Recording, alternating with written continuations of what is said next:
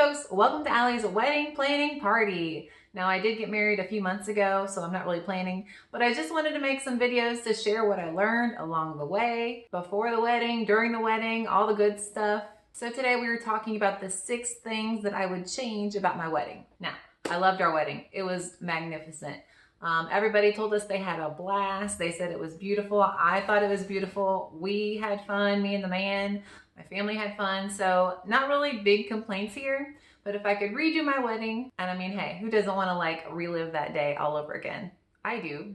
But if I could redo my wedding, these are the things that I would change. The first thing I would change is I would switch up our photo scavenger hunt.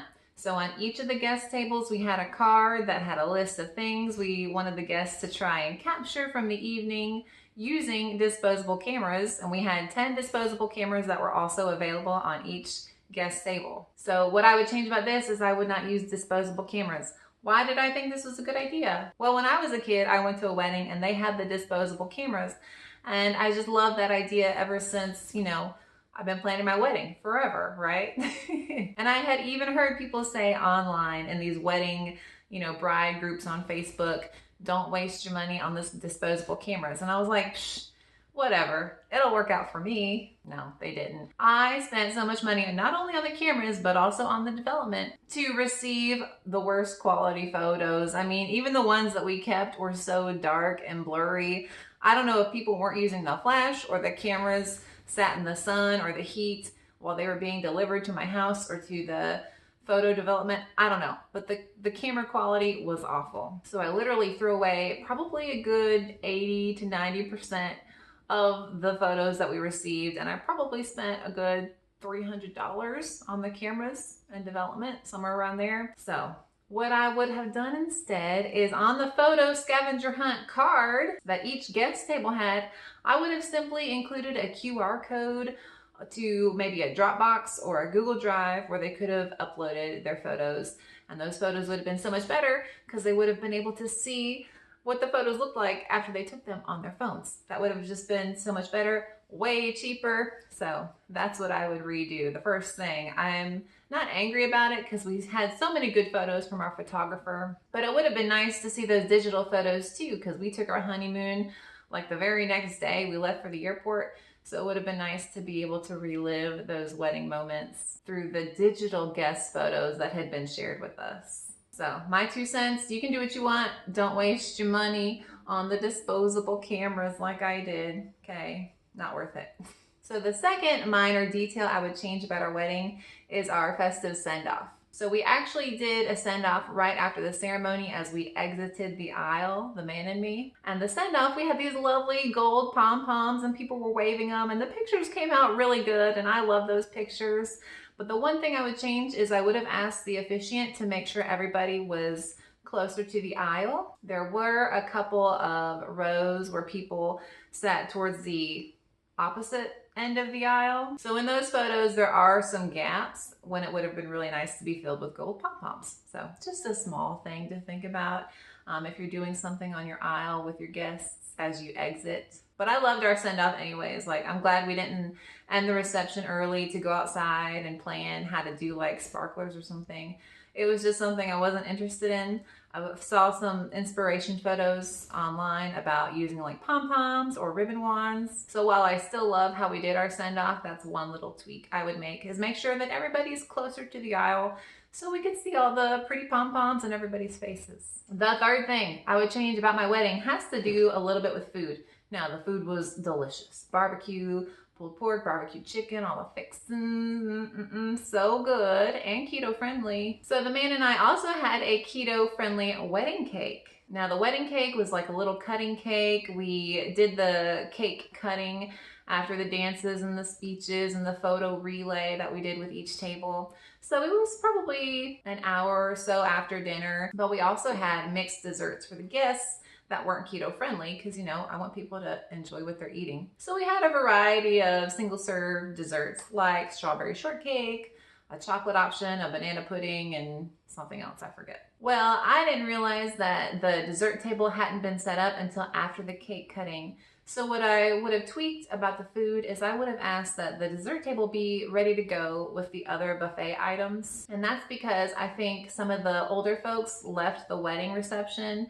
You know, usually they leave a little bit earlier, right, when the dancing starts and the fun really begins. But I think a few people left the wedding reception without having a chance to have dessert, and I was a little sad about it. So if you're having a cutting cake and then a dessert table, I would suggest making sure that that dessert table is ready to go when the rest of the food is served so that guests can grab it.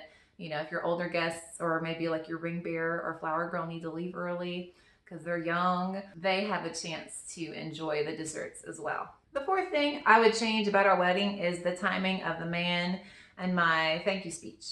The man's and my thank you speech. So during the dinner portion of the reception, we had 2 toasts, and then we did the parent dances and all that. But we waited to do our thank you speech till the end of the night. Not the best idea, just because, like I said, some people leave the reception early, and that included a lot of the older folks in our families that we really wanted to thank because they contributed in labor and helping with costs and everything. You know, I think the flower girl and or the ring bearer were gone at that point by the end of the night. And so the people we really wanted to thank weren't there to hear us thank them. And I feel really sad about it. So if you and your partner want to do a thank you speech for your guests and the people who helped you and supported you along the way, I would highly suggest that you do that while everybody's there during the beginning of the reception, maybe during dinner after the toasts. We thought it would be a nice ending to the reception, but it didn't quite work out that way. We still thanked them, you know, even though they had left, we mentioned their names and all the effort and help that they gave us. But it would have been nice for them to hear our gratitude. The fifth thing I would totally change about our wedding is I would have my mom practice the bustle. I love my mom. She did so much for this wedding. Like, she was amazing. I picked up my wedding dress the day before the wedding, kind of rushed for time. And so I wanted to practice with the bustle. My mom had taken a video recording of the bridal consultant at the wedding dress shop showing her how to do the bustle. But on the wedding day, right before the reception started, we were kind of crunched for time, and so I thought the bustle looked fine because I was looking at myself from the front. It didn't look as great as I was hoping it to, like it did at the bridal shop. Kind of a little extra poofy, where maybe there wasn't supposed to be some poof. I don't know. My aunt told me it looked like I had a little bunny rabbit tail, which is fine. Even in the pictures, you can't really tell. The only time I noticed was when we were looking at the video of the dances and I was twirling around, and you could kind of see it, but by the end of the night, it loosened up anyways. Anyway, not a big thing. I would definitely practice your bustling skills with whoever's gonna do it. Also, it might even be easier to take off the dress because I was standing there for like 15 minutes trying to just hold still. I was tired, I was excited. So I would even try taking off the dress to do the bustle. Maybe you can help out with an extra pair of hands. All right, finally, the sixth thing I would change about my wedding. So I had 2 days off before the wedding. I took one day and then school was out because it was the beginning of spring break that Friday before the wedding. I totally needed 3 days, and I'll tell you why. We did our own flowers, so that Thursday before the wedding was the day to go pick up the flowers, buy them, bring them home, you know, divide them up, chop them, clip them down, put them in vases, put them in boxes to drop them off at the venue. So flowers took a whole day. If you're doing your own flowers, just plan for that. It takes a long time. And we had simple flowers. We really did, like bud vases. So that was the first day I had off from work. The second day was all about, you know, connecting back with family, meeting up with people, getting my nails done, picking up the dress, trying to get the man to pick up his tux, going to the rehearsal dinner, you know, practicing, loading things in the car, getting them out at the venue at the rehearsal. It was just a lot. So what I would highly recommend is having one extra day for all the extra things. Some things needed to wait, you know, till the very last minute that they could be done. But other things like picking up the dress, picking up the tux, you know, making the final prints for little signs at the wedding. Like I was last minute trying to pick up prints, for example, the menu at the bar with like the drinks listed out, didn't have time to go pick it up. So that Friday before the wedding, I was up at 6 a.m. running around all day trying to get these last minute things done, trying to enjoy it, but it wasn't very relaxing. So I would highly recommend taking as much time as you need. I would recommend 3 days because I could have gotten the small stuff done on the first day, flowers the second day, and then the relaxing, more fun, enjoyable stuff with friends and family on that Friday. Also too, make sure your partner has at least 1 day off before the wedding. Let me tell you a little horror story. The poor man had to work the Friday before our wedding, and then we had our rehearsal at 6, I believe, 5 or 6, and then the rehearsal dinner after. He had not picked up his tux yet. So when he went to go pick it up, guess what? It wasn't ready. They didn't have it there. So we were already kind of running late to get to the rehearsal. So I left before him. I said, okay, work it out. I'll go ahead of you. You know, I'll figure stuff out on my own over here. Well, on his way, he still didn't have his tux, but on his way to the rehearsal, his car got a flat and it was pouring down rain. Like all the worst things that could happen, happened. Luckily, my mom, who is a saint, was able to go get the tux for him. You know, we were 30 minutes away from the tux shop. It just, it was a little bit stressful. So if he had taken the day to like go get that done earlier in the morning, it wouldn't have been as stressful. Might still have had a flat tire, but you know, everything just was added on at that point. So make sure before your wedding that you have ample time to prepare, get the last minute things done, get the big things done that have to wait a little bit, and then enjoy the relaxation. Go get your nails done with your, you know, friends and family. Maybe practice your bustle because you picked up your dress a day early.